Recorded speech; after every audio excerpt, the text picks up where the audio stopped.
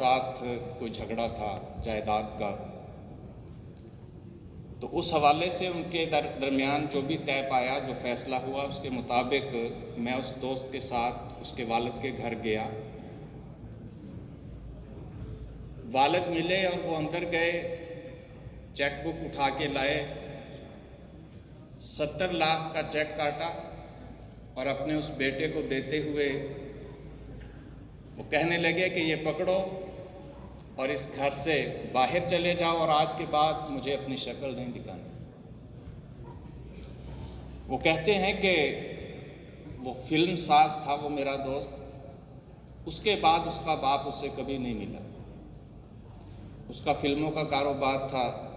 اس کے بعد اس نے بڑی دولت کمائی، پیسہ کمایا، لیکن بعد میں وہ ایسی حالت میں فوت ہوا کہ اس کے وفات کے وقت اور اس کی تدفین کے وقت اس کی اولاد میں سے بھی کوئی اس کے پاس موجود نہیں تھا۔ اس کے دوسرے دوستوں نے، محلے داروں نے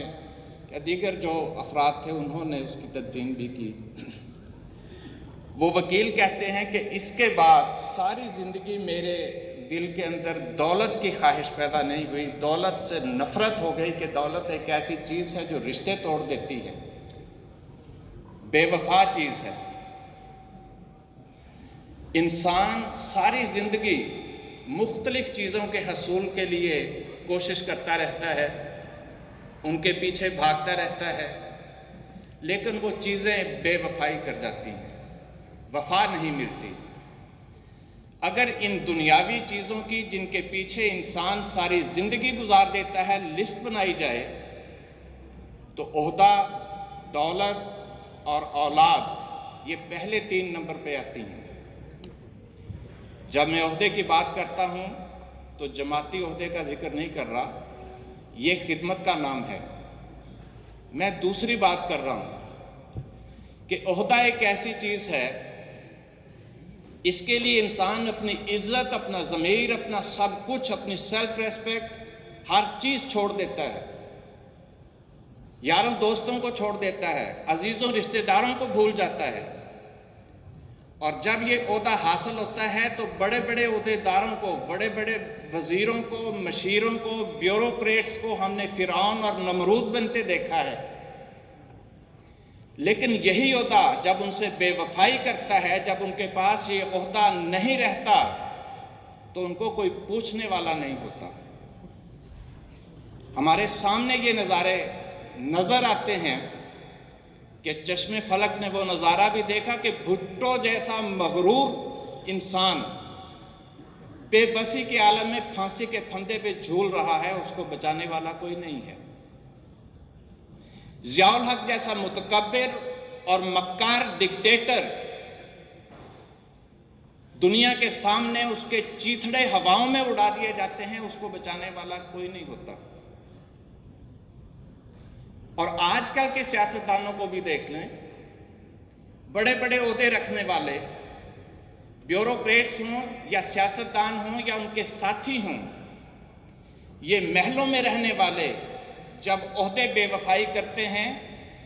تو عدالتوں کے باہر گندے تھڑوں کے اوپر اور اینٹوں کے اوپر بیٹھے ہوئے نظر آتے ہیں۔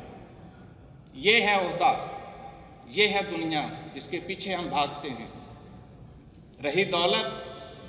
تو بڑے بڑے ارب پتیوں کو پیسے کا محتاج ہوتے دیکھا ہے، مالکوں کو نوکر بنتے اس دنیا میں دیکھا جا سکتا ہے، اور بڑے بڑے چودھری اور نمبردار فائلوں کے صفحات میں گم ہو کے رہ جاتے ہیں، لیکن دولت کبھی کسی کی بنی نہیں ہے۔ اور آج جنہوں نے ملک کی دولت لوٹی، عوام کی دولت لوٹی، اس دولت نے ان کو کس طرح بے چین کیا ہوا ہے آپ کے سامنے ہے۔ رہی اولاد، اولاد کے لیے باپ ان کو سکھ دینے کے لیے ہر قسم کا دکھ اٹھاتا ہے اور ہر قسم کی محنت کرتا ہے، مشقت کرتا ہے، مزدوری کرتا ہے، ان کے منہ میں نوالا رکھنے کے لیے اپنا ضمیر تک بیچ دیتا ہے، لیکن وہی اولاد جب جوان ہوتی ہے تو کہتی نظر آتی ہے کہ ابا جی کے لیے دعا کریں، اللہ ان کی مشکل آسان کر دے۔ کیا مطلب؟ کہ وہ آپ کے رخصت ہونے کی دعائیں کروا رہا ہے اور دعائیں کر رہا ہے۔ یہ ہے دولت، یہ ہے عہدہ، یہ ہے اولاد، یہ ہے دنیا جس کے پیچھے ہم ساری زندگی گزار دیتے ہیں لیکن وفا نہیں ملتی۔ یہ ایک ایسی حقیقت ہے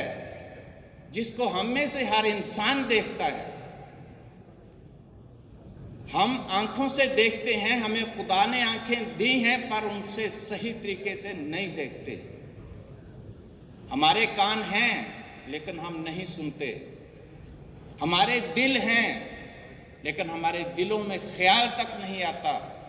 ہمارے دماغ ہیں لیکن یہ سوچ نہیں آتی کہ بالآخر ہم نے بھی اس راستے سے گزرنا ہے۔ اور ہر انسان یہ دیکھتے ہوئے، یہ سنتے ہوئے، یہ سمجھتے ہوئے بھی یہ سمجھتا ہے کہ نہیں، یہ سب کچھ میرے ساتھ نہیں ہوگا۔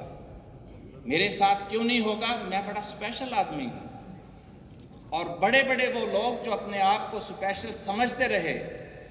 وہ کس طرح غائب ہوتے رہے، ان کے ساتھ کیا کچھ ہوتا رہا، اس کے بعد کچھ نہیں ملتا۔ تو یہ ہے دنیا۔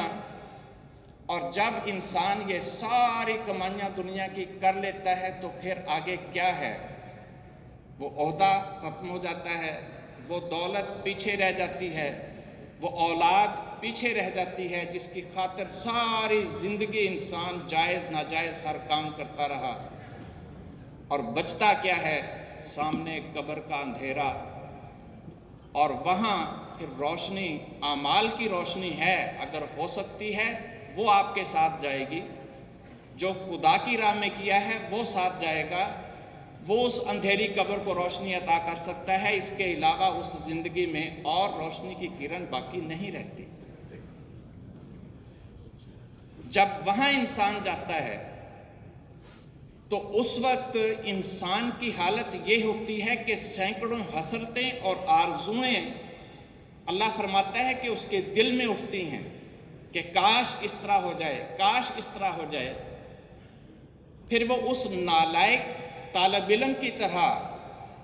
جو کمرہ امتحان میں اپنے سامنے کویسچن پیپر دیکھ کے یہ سوچ رہا ہوتا ہے کہ کاش میں پڑھ لیتا، کاش میں غفلت میں سال ضائع نہ کرتا، کاش میں یہ سوال بھی دیکھ لیتا، کاش میں وہ سوال بھی پڑھ لیتا۔ تو اللہ فرماتا ہے کہ جب تم وہاں کمرہ امتحان میں جاؤ گے، وہاں انسان جاتا ہے تو انسان کی کتنی ہی آرزویں ہیں، کتنی ہی حسرتیں ہیں جن کا ذکر قرآن کریم نے بیان فرمایا ہے۔ فرمایا کہ وہاں انسان کہے گا یا لیتنی کنت ترابا، اے کاش میں مٹی ہو چکا ہوتا، یا لیتنی قدمت لحیاتی، اے کاش میں نے اپنی زندگی کے لیے، آخرت کی زندگی کے لیے بھی کچھ آگے بھیجا ہوتا،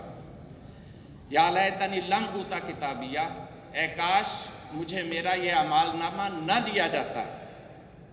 یا ویلتا لیتنی لم اتخذ فلانا خلیلا، اے کاش، ہائے افسوس، کاش میں فلاں دوست شخص کو اپنا دوست نہ بناتا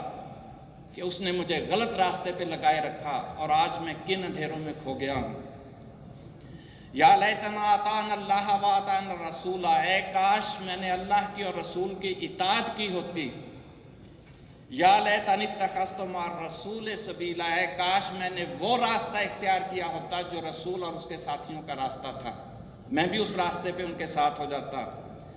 یا لیتنی کنت معہم فافوز فوزا عظیما، اے کاش میں بھی رسول اور اس کے ساتھیوں کے ساتھ ہو جاتا، میں بھی آج کامیاب اور کامران ہو جاتا۔ تو یہ قرآن کریم پڑھتے جائیں، جگہ جگہ آپ کو یہ حسرتیں یہ آپ کو نظر آئیں گی کہ جب انسان اس دنیا سے جائے گا تو یہ حسرتیں اپنے دل میں لے کے جائے گا کہ کاش میں رسول کی اطاعت کرتا، کاش میں ان لوگوں کے ساتھ ہوتا جو رسول کی اطاعت کرنے والے تھے، کاش میں فلاں کو دوست نہ بناتا۔ یہ دوست، یہ یاریاں دوستیاں جو انسان کو خراب کرتی ہیں، یہ حسرتیں بن جائیں گی۔